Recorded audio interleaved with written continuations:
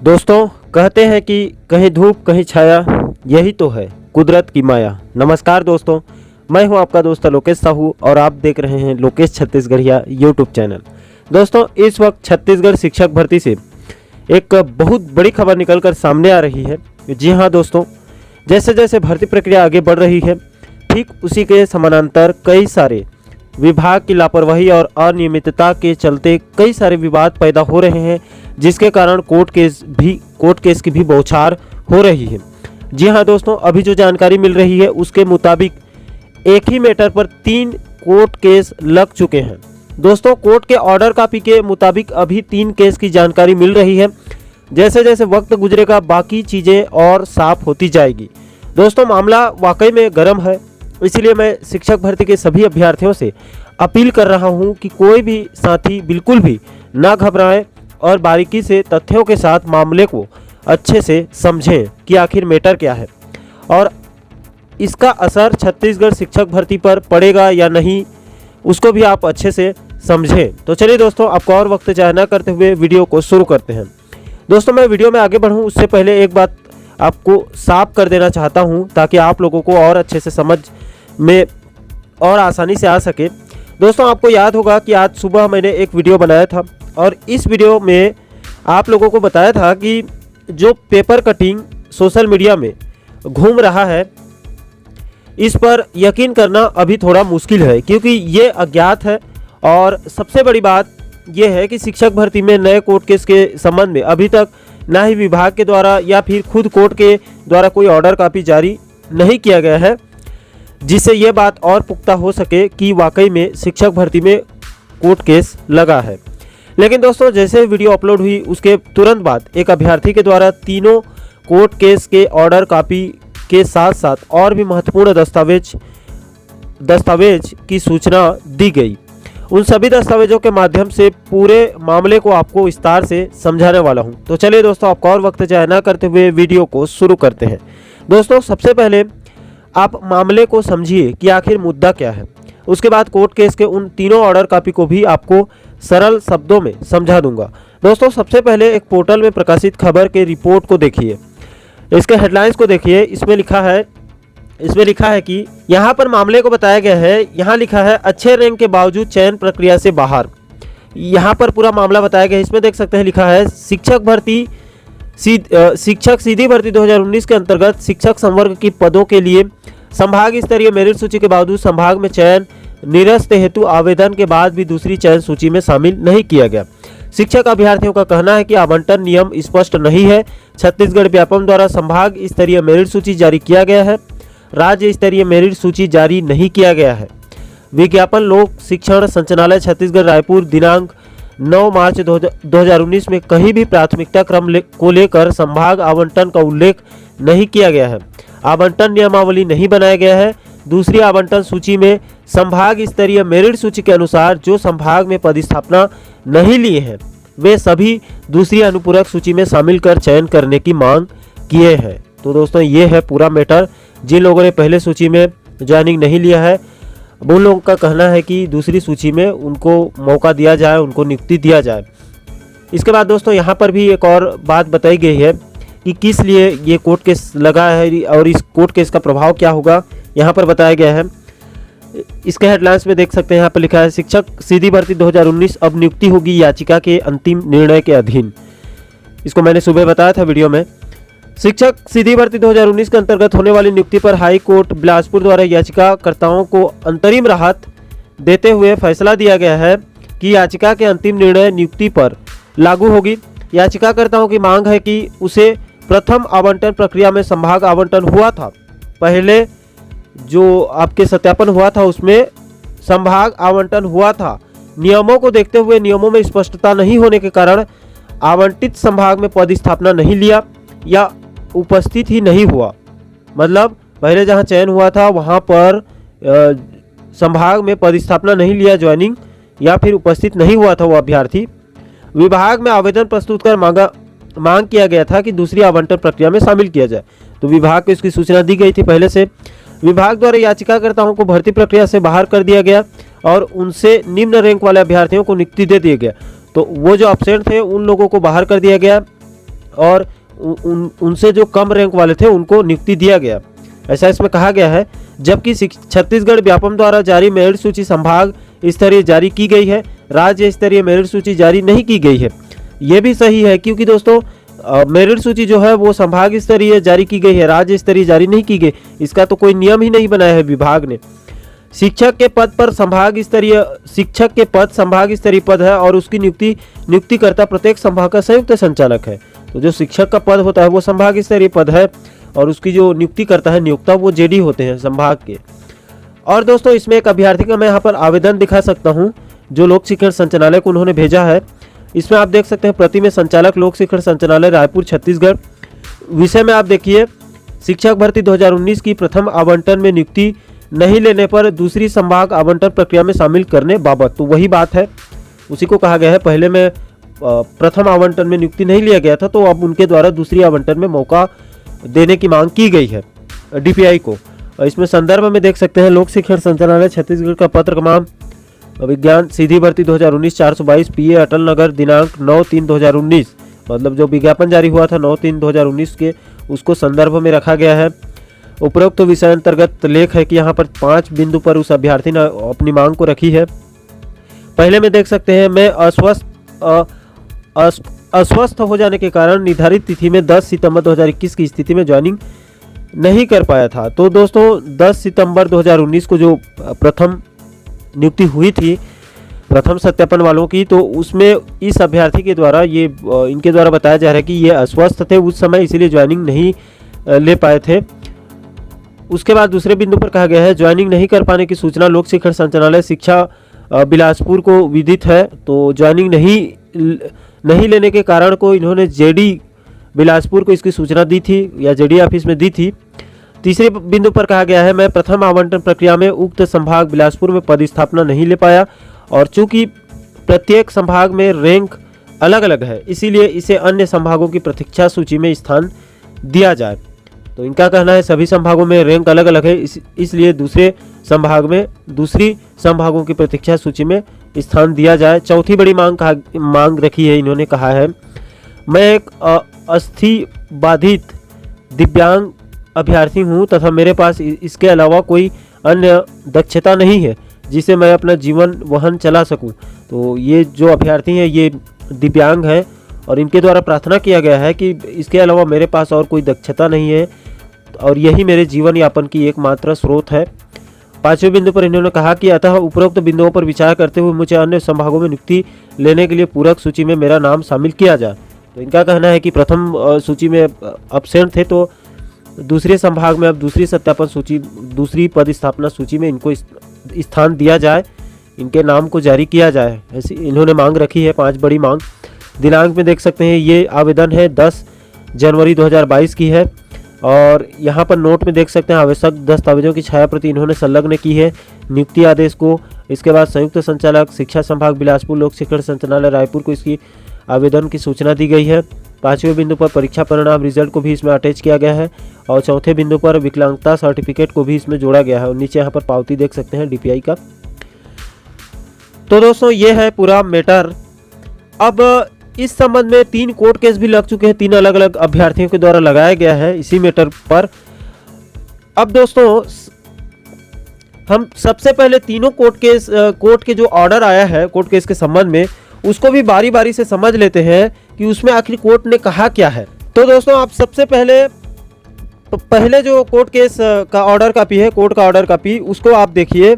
ये 3 फरवरी 2022 की है। इसके बाद 2 और मैं दिखाने वाला हूँ। सबसे पहले इसे समझिए इसमें कोर्ट ने क्या कहा है। तो यहाँ पर देख सकते हैं इस ऑर्डर कॉपी में सबसे ऊपर लिखा है high court of Chhattisgarh Bilaspur order seat. नीचे इसके WPS नंबर है 676 ऑफ 2021। तो 676 नंबर का है और ये 2022 का ही है। 3 फरवरी 2022 के ऑर्डर कॉपी है ये। और इसमें याचिकाकर्ता का नाम देख सकते हैं नीचे है Ishwari Pradhan versus state of Chhattisgarh and others. तो श्रीमती ईश्वरी प्रधान और के विरुद्ध छत्तीसगढ़ सरकार के बीच का मामला है ये। और इसमें यहाँ पर आगे कहा गया है देख सकते हैं यहाँ पर proceeding of this matter have been taken up through video conferencing. तो इसका मतलब ये हो जाता है दोस्तों कि इस मामले की कार्रवाई वीडियो कॉन्फ्रेंसिंग के जरिए की गई है, क्योंकि अभी वीडियो कॉन्फ्रेंसिंग वाला सिस्टम चल रहा है कोरोना के चलते। इसके बाद नीचे कहा गया है कि इस केस के जो याचिकाकर्ता के वकील हैं वो श्री जयंत के राव हैं। और इसके बाद इसके जस्ट नीचे प्रतिवादियों यानी कि उत्तरदाता या सरकार के पक्ष के वकील उप महाधिवक्ता श्री जितेंद्र पाल जी हैं। इसके बाद दोस्तों यहाँ पर कहा गया issue notice to the respondents PF and copies within 7 days. तो इसका मतलब ये हो जाता है कि प्रतिवादियों या सीधा सीधा आप सरकार समझिए, सरकार को नोटिस जारी किया जाता है कि 7 दिनों के अंदर महत्वपूर्ण प्रतियों को कोर्ट के सामने जमा करें। उनके जो वकील हैं उनको कोर्ट ने कहा है। इसके बाद दोस्तों नीचे यहाँ पर और कहा गया also heard on IA number 01 of 2022 applications for grant of interim relief stay. तो इसका मतलब ये है कि 2022 के IA नंबर 01 पर भी सुनवाई में अंतरिम राहत देने के लिए आवेदन किया गया है। किसके द्वारा? याचिकाकर्ता के द्वारा। उसके बाद दोस्तों इसके नीचे और यहाँ पर कहा गया है issue notice to the respondent on this IA as above. तो इसका ये मतलब होता है कि इसमें कहा गया है इस पर उत्तरदाताओं सरकार को नोटिस जारी करना है, अपना पक्ष साफ करना है।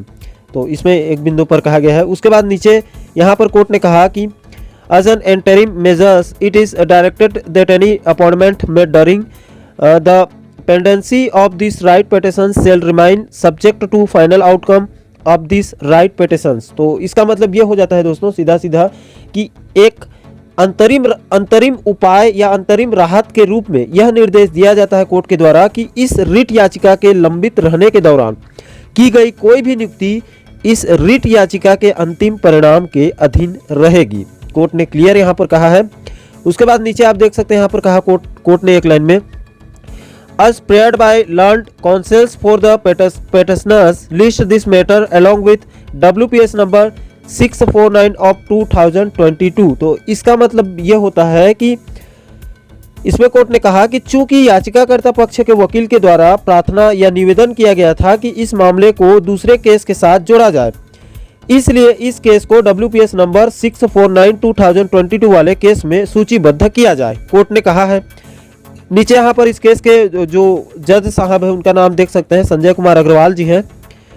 और दोस्तों इसके बाद आप दूसरे नंबर के केस को देखिए तो यहाँ पर आप देख सकते हैं, इसको देखिए इस ऑर्डर कॉपी को, इसमें भी वही लिखा है high court of Chhattisgarh Bilaspur order seat WPS number 649 of 2021। तो इस केस का WPS नंबर है 649 ऑफ 2021 और इसी केस में जोड़ने के लिए जज साहब ने कहा है। पहले जो ऑर्डर जारी किया गया था ईश्वरी प्रधान जी का, उस केस को इसमें जोड़ने के लिए कहा है कि तो इस केस के याचिकाकर्ता है निराकर कुमार महाना वर्सेस स्टेट ऑफ छत्तीसगढ़, ये दोनों के बीच है।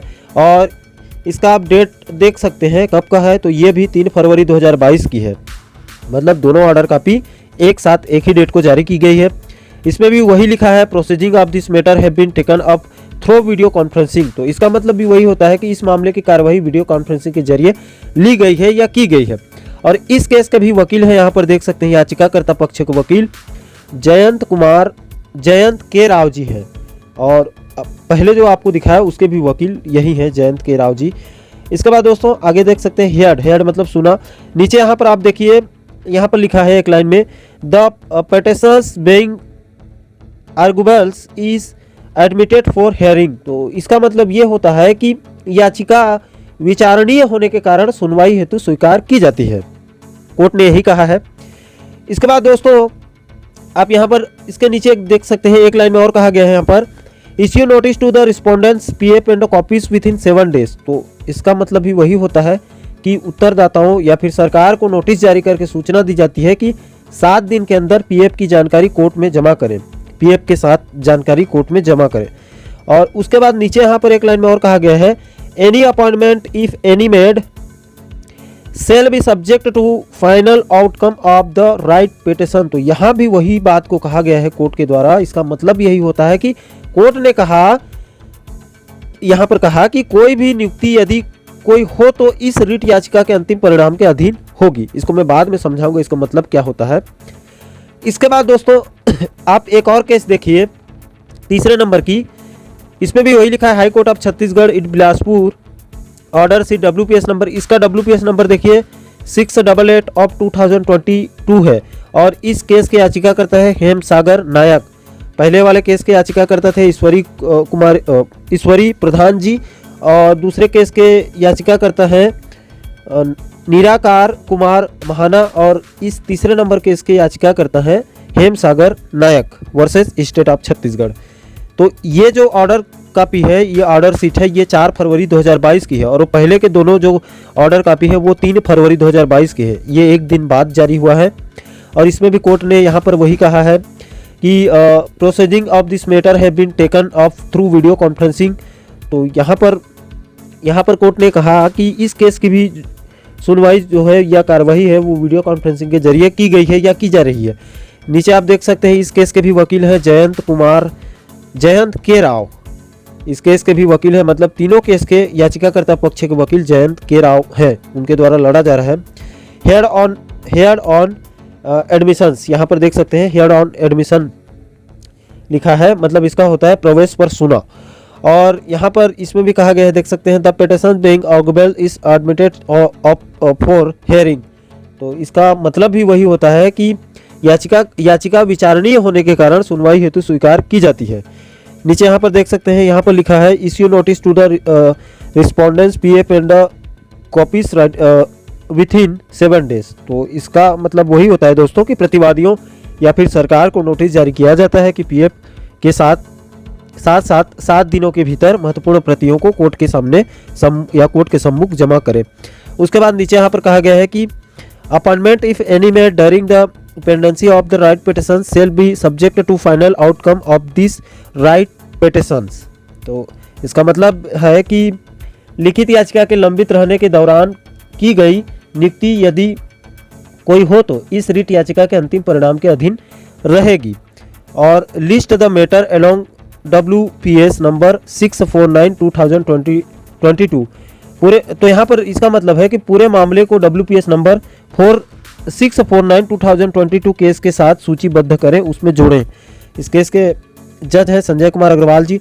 तो पहले जो मैं आपको बताया कि जो ईश्वरी प्रधान जी का जो मैटर था, एक मिनट दोस्तों, हाँ, यहाँ पर जो मैटर है निराकार कुमार मेहता 649 उनका है WPS नंबर। तो इसमें इस हेमसागर नायक जी के केस में इसको जोड़ा जाए, ऐसा कहा गया है कोर्ट के द्वारा। और इसमें जो आपके ईश्वरी प्रधान जी के लास्ट में कहा गया है ऑर्डर कॉपी में कि 649/2022 उसको यहाँ पर जो है वो निराकार के केस में उसको सूचीबद्ध किया जाए। तो कहने का मतलब यह है दोस्तों कि तीनों केस को एक साथ मर्ज किया जाए एक ही में, क्योंकि तीनों मैटर एक है। तो कोर्ट ने वही कहा है यहाँ पर। तो दोस्तों आशा करता हूँ कि आप इन सभी तथ्यों से और तीनों कोर्ट केस के साथ साथ पूरे मामले को अच्छे से समझ गए होंगे। अब दोस्तों अंत में जाते जाते ये भी समझ लीजिए कि आखिर इन तीनों कोर्ट केस का शिक्षक भर्ती पर कितना प्रभाव पड़ेगा। क्या भर्ती प्रक्रिया को रोक दी जाएगी? तो दोस्तों यहाँ पर मैं साफ कर दूं कि कोर्ट के ऑर्डर कॉपी में कहीं पर भी स्टे शब्द का प्रयोग नहीं किया गया है, ना ही कोर्ट ने कहीं पर यह कहा है कि वर्तमान शिक्षक भर्ती पर आगामी आदेश तक रोक लगाई जाती है। कोर्ट ने कहीं पर भी ऐसा नहीं कहा है। लेकिन दोस्तों कोर्ट ने इतना जरूर कहा है कि लिखित याचिका के लंबित रहने के दौरान की गई नियुक्ति यदि कोई हो तो इस लिखित याचिका के अंतिम परिणाम के अधीन रहेगी। इसका मतलब ये हुआ दोस्तों कि शिक्षक भर्ती की पूरी प्रक्रिया चलती रहेगी, लेकिन उन तीनों अभ्यर्थियों का पद जिन्होंने केस लगाया है या उनके जैसे सभी मामलों के पदों पर कोर्ट के अंतिम निर्णय आते तक नियुक्ति नहीं दी जाएगी। कोर्ट के अंतिम फैसले आने के बाद उन पदों पर भी नियुक्ति बाद में दी जाएगी। तो दोस्तों यही थे शिक्षक भर्ती में लगे तीनों कोर्ट केस की कहानी और शिक्षक भर्ती पर पड़ने वाले उसके परिणाम की बात। तो दोस्तों आशा करता हूं कि आप इस वीडियो के माध्यम से नए कोर्ट केस के मुद्दे को अच्छे से समझ गए होंगे। फिर भी आपके मन में कोई सवाल है तो आप कमेंट सेक्शन में अपनी बात जरूर रखें। और दोस्तों साथ ही साथ छत्तीसगढ़ शिक्षक भर्ती की सभी महत्वपूर्ण अपडेट को बारीकी से समझने के लिए चैनल को सब्सक्राइब जरूर करें, ताकि हमारे सभी नए वीडियो आप लोगों तक तुरंत पहुंच सके।